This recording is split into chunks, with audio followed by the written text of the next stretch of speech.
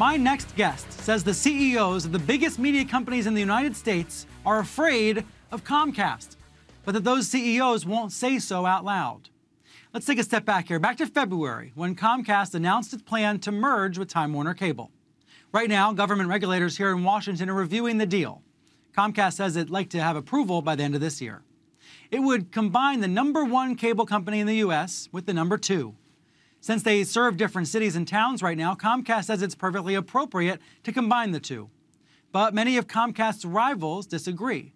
Comcast owns NBC Universal, which has lots of cable channels. When you talk privately with cable executives that own other channels, we're talking about companies like Disney or Viacom or the parent company of this network, Time Warner, they will tell you that they hate the merger. But those executives will not say that on the record. Netflix is an exception here. Its CEO, Reed Hastings, came out against the deal last month.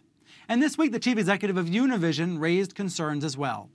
But that's about it. Here was the headline on the front page of Friday's New York Times about this. As Netflix resists, most firms just try to befriend Comcast. So what's this all about, and why should consumers care? Joining me now is the guest I mentioned, Peter Loria, the business editor for BuzzFeed. One of his stories about this was headlined, "Why Big Media Won't Stand Up to Comcast." So Peter, thanks for joining me. Thanks for having me, Brian. So tell me why big media won't stand up to Comcast. Well, in a nutshell, it comes down to money. And if you're big media and Comcast is paying you millions and millions, if not billions of dollars each year to carry your programming, you kind of don't want to bite the hand that pays you, you know? So that's one of the reasons. There are a bunch of others, another being that, like, you know, it takes someone with a special backbone to stand up to the bully in the schoolyard, right? And, you know, they're trying to do this stuff off the record, behind the scenes, and I sometimes wonder if they would have went on the record. You have an opportunity right here. I mean, there's an opportunity with Reed coming out, Reed Hastings, the Netflix CEO, coming out and going on the record against it, and then Randy Falco at Univision coming out against it. I mean, you have an opportunity here. A window is open for maybe some of these powerful companies that you mentioned, which collectively are worth $360 billion, to say something on the record. Maybe that carries more weight with regulators. I don't know. You just said Comcast is the bully in the schoolyard. Tell me how that's defendable. Well, I mean, look, I'm speaking metaphorically, but when you're the biggest and the strongest out there, and there's no doubt that that's what Comcast is currently, in its current configuration, Comcast is extremely, extremely powerful.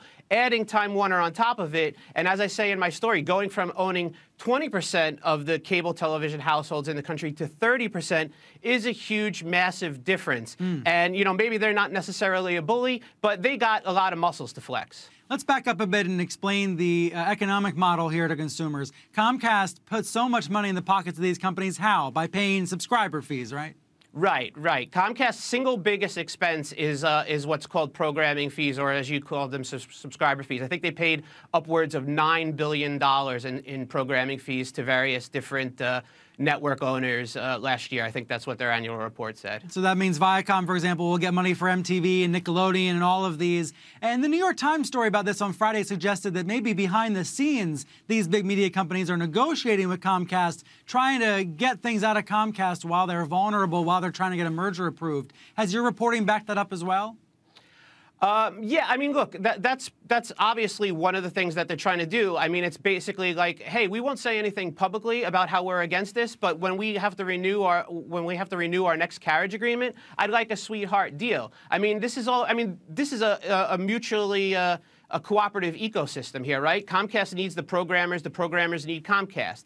They can't go, like, to use the Godfather term, they can't go to the mattresses against each other. There has to be a relationship there. So it's not so much that they're trying to extract whatever they can in whatever polite way that they can without going sort of nuclear.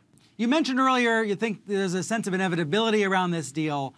Is that something that you think can be poked at by any of these big companies?